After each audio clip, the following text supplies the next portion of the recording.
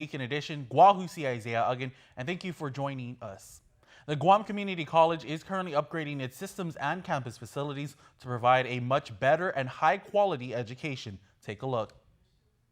The Guam Community College is bettering its services, systems, and facilities as a part of its mission to improve the quality of education for students. In an exclusive interview with KUAM News, GCC President Dr. Mary Okada says that there are wireless network upgrades that are nearing completion, which is expected to wrap up fairly shortly. So we've got that wireless piece that's also very important for us to continue offering, courses here on campus and allowing for not just on campus, but remote learning as well. On top of the network improvements, GCC is working on getting a computer lab up and running for students as well. We do have already out to bid the renovation and expansion of Building B, which is at the front of the campus.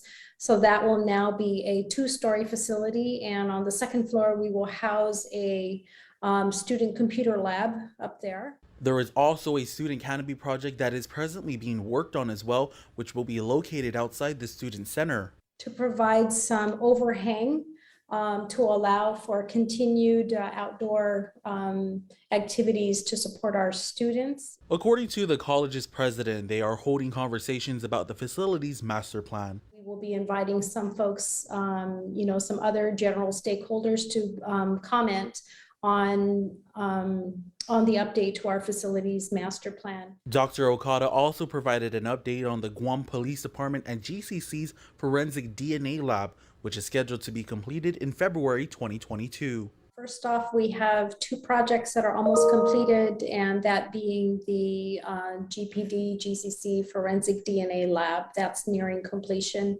And then we also have nearing completion the complete renovation of Building 300, which will now serve as our multi-purpose auditorium. So that's nearing completion. Okada added that the learning institution is finalizing the design for the renovation of the Workforce Development Center in Barrigada. In regional news, a Saipan lawmaker wants to strengthen whistleblower protections for government employees. KUAM's regional correspondent Tomas Miglotnia has the details. Representative Layla Staffler introduced the Commonwealth-wide Whistleblower Protection Act of 2021 to expand the scope of what's currently on the books for all government employees. I looked up the whistleblower law statute just to see what is it, to see how it applies right now. And this was it in its entirety, or is it currently, because my bill is still in process. But that's it, 1 page, not even a full page, okay? And it only really was applicable to making a complaint or information to the public auditor. It didn't really expand beyond the public auditor for waste and abuse of collection of funds. She says she wants to protect those working for the government, and it's something she's heard a lot about from her constituents when it comes to ethical issues in government. Looking at that, I started researching with my awesome teams in the legislature to find ways that we could expand these protections to include personnel practices in particular. It's also going to create a way for payout for people who do report waste and abuse. In the prior statute, in the current statute, it doesn't have a mechanism for payouts. She outlined some of the whistleblowing cases she's heard of. People have, said what's going on. They've stopped the thing, but they couldn't get the reward because there's no mechanism to get the reward. So that's one of the things that was fixed in my version of the bill. She and other legislators are also examining labor laws where they could offer protection. For this in particular, it tries to expand personnel retaliation and retribution that happens in personnel practices in particular. That's where we see a lot of things happen, especially in the political season. And so this would be another layer of protection for people to not be forced into doing things they wouldn't want to do just to keep a job. So why now? I would say it's in response to any administration that has taken its employees and used them as pawns in order to further their agenda that is not for the whole people. when you're trying to preserve your place in power by moving people around or by threatening them with their livelihood, it's really hard to feel at peace in your own home. And everybody's just trying to make a living. Everybody's just trying to feed their families. Tomas Manglotnya for KUAM News on Saipan.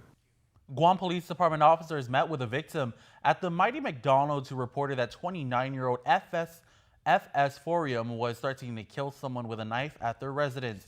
The victim also reported that Forium was saying he needed to sacrifice someone. Days later, officers responded to a disturbance complaint at a residence in Momong, where Forium allegedly came to the woman's home and asked to be let in.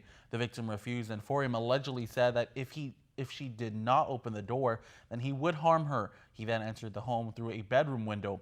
The victim reported escaping through a bedroom window and calling the police. Forium is being charged with burglary, family violence, criminal trespass, and harassment. Police responded to a disturbance at Ipan Beach Park in Talofofo. The victim alleged that the 26-year-old Ruben James Torres Rivera had attacked him. Rivera allegedly punched the victim multiple times after being asked for help on a task. According to a magistrate's complaint, police noticed that Rivera had a strong odor of an intoxicating beverage when speaking to him. Rivera was allegedly on post-plea probation after pleading guilty in 2 separate cases to family violence regarding the same victim. The plea agreement conditions prohibit him from harassing, assaulting, or threatening the victim. Rivera is being charged with family violence and violation of a court order. A local nonprofit organization is asking island residents to step up to the plate with help with their latest initiative, helping children in need. Here's more on this report. Thousands of children across the country deal with weekend hunger. Weekend hunger is children experiencing food insecurity in their homes nationwide. Be Heartfelt, with bases in Guam, also in Peru, Palau, Kansas, and the Philippines, is hosting weekly food drives year-round to address that problem. In an interview with KUAM News, Lori Marsh Marble, the Chief Executive Officer at Be Heartfelt, explained the nonprofit snack pack program mission. The program is intended for feeding children on the weekends. So it's about weekend hunger. Kids have free breakfast and lunch at school on weekdays. And so that need is being met. We're talking about the child that goes to school, but then most likely just goes home and for a numerous amount of reasons, wouldn't have that food normally, that security of food for him on the weekend. And so our goal is to feed that child through the snack pack program. It launched in late September, starting with 10 children at one Guam Department of Education public school. Now that has expanded. So right now we have 2 schools, and we all know there's 41 schools on Guam. And so this is just the beginning, but I really can see this growing. There are programs established like this one across the nation, helping to provide non-perishable, nutritious, and easy-to-prepare food for children in need attending public schools. According to the latest estimates from NoKidHungry.org, as many as 13 million children in the United States live in food-insecure homes. Marble said the more the community is involved, the greater the program is going to be. The more donations we can get, the regular food drives that we can see people donating financially, we can start to really add the schools to the list. Marble shared some ways the community can lend a helping hand. Fruit cups, vegetables. We have to do island style, so it's going to have your ramen and spam or chili, spaghetti. A full list of non-perishable donations the organization is accepting can be found on their website at beheartfelt.com. Stay tuned. Next on Weekend Edition, we have Culture Club, and still to come, Dave Delgado with sports. Get up-to-the-minute news, plus access to alerts, streaming radio, promotions, and more on your mobile device by downloading the KUAM News mobile app, available at the App Store now.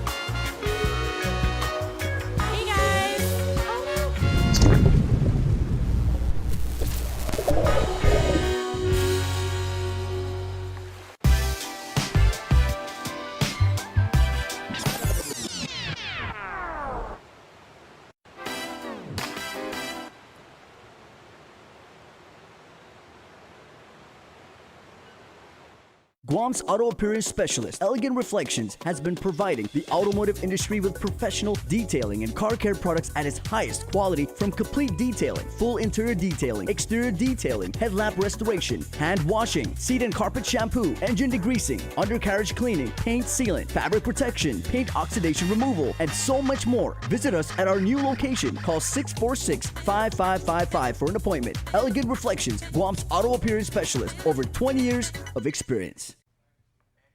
Welcome back to your news leader. This week's Culture Club feature is community advocate Carolyn Aflagi Arroyo.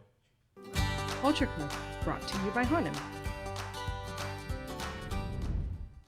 Hapade, Guahusi Lynn Aflagui Arroyo. I am the daughter of Anthony Blas Aflagui and Darlene Duenas Manabusan, and I am a community advocate.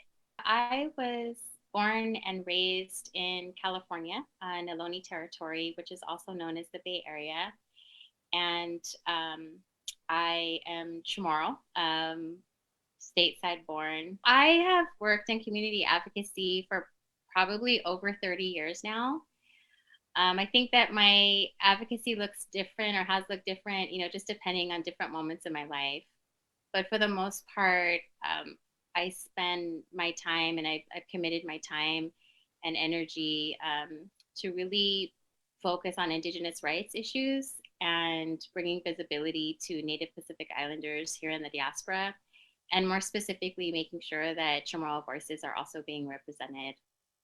And so I've worked with different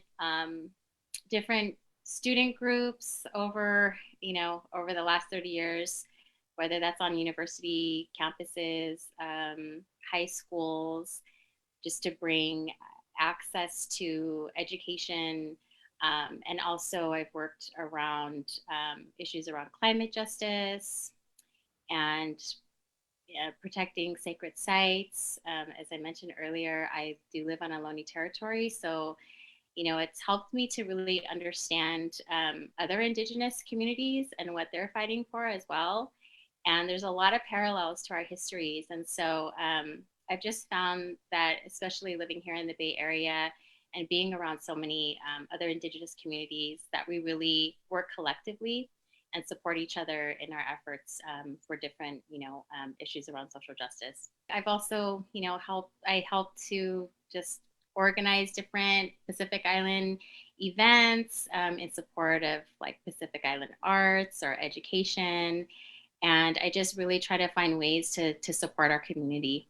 My community advocacy work started when I was really young. As a child, I just remember my Nina sending home, bulks of Guam papers to my family here in the States, just so that everyone can keep on top of what was going on back home on Guam. And I just remember, different conversations as, when I was very young, my family members just talking about different things that were going on politically back home, and just a lot of storytelling, back and forth. And I just think I paid attention to all of those. And then moving forward, I think it really started, or there was a fire that was sparked when I entered college. I attended UC Berkeley for my undergraduate studies, and I was an ethnic studies major. And I think, I just started to learn about histories of the most marginalized communities. And I think for the first time, saw myself in those histories. And I never had before, growing up and taking history in high school. I actually hated history because I think I never just saw myself in that. But then when I was in college, and I started to learn about a lot of, primarily about a lot of Black and Brown communities, I really saw myself in those histories, and started to kind of connect the dots on, the stories that I heard from my family, and knowing the history of Guam and our relationship with the United States. And then, just my own experiences. I just, started to kind of make those connections that there were so many injustices in the world, and they were all connected. And I think it was really at that time in my life where I wanted to do something about it. And I wanted to just be more active and to trying to see, you know, where I might be able to fit in into making change. I think, you know, that I do this work and I spend a lot of time and I've committed a lifetime really to this is because it's part of who we are. And it's definitely our responsibility. So I think that that's, you know, one of the main reasons why I work so hard to try my best, at least, you know, to preserve that. And especially, you know, I'm not on island. I live off island and I was raised out here. And so whether you're living on island or off island, I still think we have the same responsibilities, you know, for that. And that we, you know, out here in the diaspora have also kept, you know, those values, those Chamorro values. I think for those that are working in activism and advocacy, it's really, the work is really rooted in love. And it's like this deep, unconditional love for something. And I think that that's where the, you know, where people get, or folks get so passionate about a certain cause or, you know, fighting for something. It's because it's really rooted in their love for something. And I say that because I think there's this stereotype that activists, you know, they're just full of hate, you know, and they want to just, you know, fight. And like really that's coming from a place of hate. And I've had those conversations before. And I think that, you know, for anyone that's doing the work, we know that that's not where it's coming from. It's really rooted in love and good intentions, you know, that our intentions are really, are nothing but positive for change, because we want, you know, we want something to be better, or that we care about something so much, you know, like we care about our culture, we care about our people, we care about our land, we care about our water. I think, like, you know, that's just all rooted in something very special and rooted in love. Culture Club, brought to you by Hanem. Sports is next. Keep it here. Half a day. As we look ahead to a brighter tomorrow, Matson's commitment to Guam and Micronesia remains stronger than ever. While the world around us is ever changing, what remains unchanged is our commitment to you, our customers, and the island communities we serve. Shipping is what we do best, and serving our community is at the heart of everything we do. But we don't do it alone. This is why we support organizations that make caring for the people and the environment a top priority. We know that many count on Matson's lifeline services in the Pacific, and that's why we continue to work hard to ensure that our shipments remain on time all the time. Matson recently added another Aloha-class vessel to our schedule. We now have 2 of Matson's largest and fastest ships serving Guam from the U.S. West Coast and Hawaii. With our new state-of-the-art vessels, we stand ready to support the region's economic recovery. Thank you for the privilege of serving you for the last 25 years, and you can count on Matson to be here for the next 25 years and beyond. KUAM News, in partnership with the Guam Visitors Bureau, brings you the Guam Safe and Wttc Safe Travel Certified Program Showcase. Look out for this powerful symbol for visitors, island residents, and industry workers alike, as it represents establishments with a consistent global commitment to safety practices. Stamped with approval by the Guam Visitors Bureau and the World Travel Tourism Council. Every Monday on KUAM News will feature a different local business who's taken the Safe Guam and Safe Travels pledge to maintain health and safety standards to get Guam back on track. Log on to visitguam.com to see how your business can receive the designation, what businesses in our community are Guam Safe certified, and have the WTTC Safe Travel certified. KUAM Sports Weekend Roundup is brought to you by Gatorade. Notre Dame is heading to this year's IIAG Girls Volleyball Championship game. The Lady Royals defeated Guam High in 4 sets at home, 25-21, 28-26, 23-25, 25-18.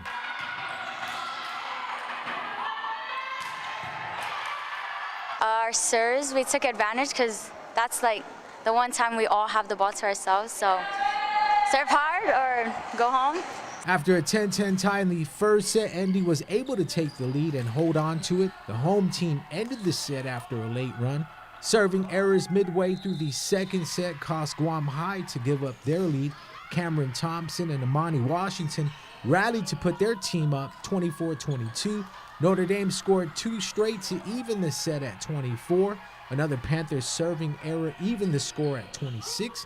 The Royals would go on to score 2 in a row for the 28-26 second set victory. We had good teamwork, and we've been working together ever since, and we all have a bond. So we all place trust on each other. ND started the third set on fire to lead 5-0. With the game tied at 23, the visiting squad closed out the set, scoring 2 straight for the 25-23 win. In the fourth, Faith Piper powered the Royals ahead 11-8. The defending champs won a big rally down the stretch to keep a 1-point advantage. Royals end the game on an 8-1 run for the game winner, 25-18. I feel really honored, and I feel honored that he has faith in me that I can perform, especially in the circumstances. I feel very honored, especially because my mom went to ND too, so I feel very honored. It was an all-season high matchup in the IIAAG Boys Beach Volleyball Finals. Senior Xander Duenas and VJ Rosario faced off against teammates Tyrone Bucas and Gerald Milana. Rosario and Duenas go up 4-3 after this shot by Rosario earlier in the first set. The pair led 11-8 after an ace by VJ. Bucas and Milana showed good communication on the court, calling out their shots. Gerald sets up Tyrone for the soft shot right in front of the net. Shout out to FD player Dave Bloss for helping keep score for the championship match. VJ and Xander led by as many as 4 points. Great dive by Rosario to extend the play. Duenas gets the return over. Milana sets up Bucas. VJ with the feedback to Xander. Money's in the bank, and they cash out with the 21-18 first set win. It was pretty fun, especially knowing our opponents. We see them in practice, you know. It was a little like trash talking, but you know, it's all love. Xander turned it up in the second set to help his team score 5 straight. The two led 10-4 behind an ace by Rosario. VJ setting it up for Xander again. Xander catches the defense off guard and puts it right down the net.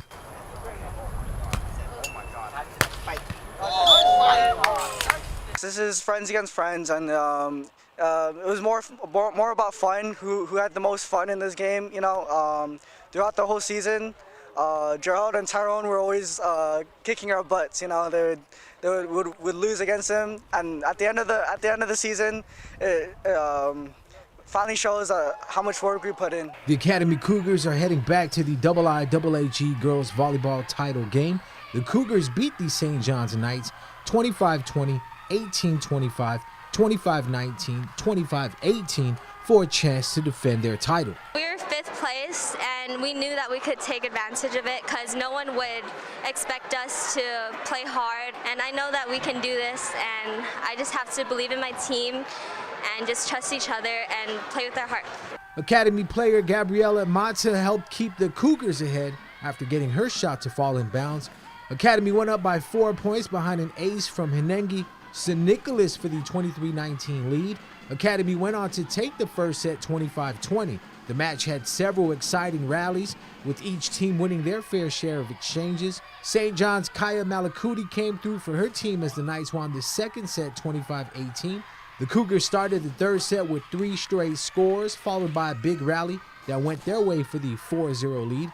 Mata put down another shot midway through the set, extending Academy's lead 13-8. The Cougars never trailed after securing the lead. Isabella Paulino with the diving save to keep the ball alive. Cougars take the third set 25-19 and went on to win the fourth set 25-18. Being a freshman on this team, starting and coming here competing against the first place team coming last, it's really an amazing and good feeling to be a part of this team. Starting off the season, we were a very young team, you know, and it really did show throughout the season. But gradually, we got better and we got to know each other more and have more faith in each other. And now that it's time for the championships, we're showing what we have, what we know we've always had. I think it doesn't matter what grade any of the girls are. You know, we're a team and we play together and we have fun together. Runners from the IIAAG cross-country season met up at Two Lovers Point for this year's all-island race. The boys' A team took to the course first, with the Guam High Panthers taking 7 of the top 10 spots. Crossing the line first for the Panthers was senior runner Alex Rink with a time of 18:16. It was definitely a great weather. Some people would say the heat kills them, but the heat is a great motivation for you to keep pushing forward. The thing was this course, it definitely has a lot to do with familiarity. I heard Alex Clark almost tripped. That's why you just definitely need to know where you're going to step, your footing. You just have to keep pushing forward. And I'm just grateful that we even got to have a competition. St. John's Alex Clark crossed the line second with a time of 18:24. Guam High's Trayton Crandall was third overall with a time of 18:43. Adam Cruz was the second Knight to cross the finish line with a time of 19:25. Fifth overall, Harvest Academy runner Elijah Dixon was the first Eagle to finish the course. Dixon crossed the line at 19:45. He was 7th overall. In the girls' race, St. John's Knights Jordan Baden blazed the course, finishing first overall at 20:52. Guam High Panther Kira Paz was second to finish the race at 21:43. Teammate Avery Farrington was third overall, finishing at 22:11. St. John's Francesca Villagomez was fourth at 23:37. Harvest finished 6th, 7th, and 8th overall, respectively. Switching over to programming news now, Monday, November 22nd at 4 in the morning on KUAM TV 11, NFL on CBS, the Miami Dolphins at New York Jets. Switch the channel over to KUAM TV 8 at 11:20 in the morning, NBC Sunday Night Football, Pittsburgh Steelers at Los Angeles Chargers. KUAM Sports Weekend Roundup is brought to you by Gatorade.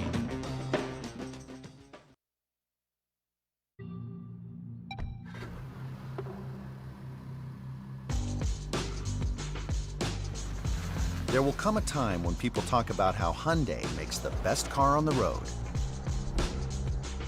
Now seems about right. The technologically advanced Hyundai Elantra is the 2021 North American Car of the Year.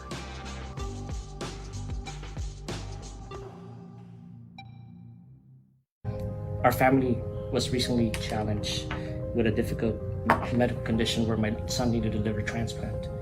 And I asked Cabo Select Care to assist me with that, and he required off-island care. In fact, it can only be taken care of off-island. So Cabo Select Care was there to help with all the referrals and the off-island coverage. Calvo Select Care, healthcare that's always there for you. Federal employees and annuitants, enroll today. And before we close out the news tonight, our latest round of the birthday shout out from the Cold Stone Creamery Birthday Club. It's the weekend, so we're sending happy birthday wishes to Henry Pangilinan Akfaji, wishing you all the best today and always. We love you, say your family and friends who say they're thinking of you. And a member of our family was born on November 21st, so we celebrate each and every day the man, Mike Villagomez, who's been with us for a very long time. He's our production manager and is a really, really good guy. So Mike, we're pleased and proud to have you as members of our family, and we wish you the happiest birthday ever. Remember, you can be a part of the Cold Stone Creamery Birthday Club by registering online at KUAM.com. That's going to do it for us this weekend edition. Wttc Isaiah again. Thanks for watching and have a safe weekend.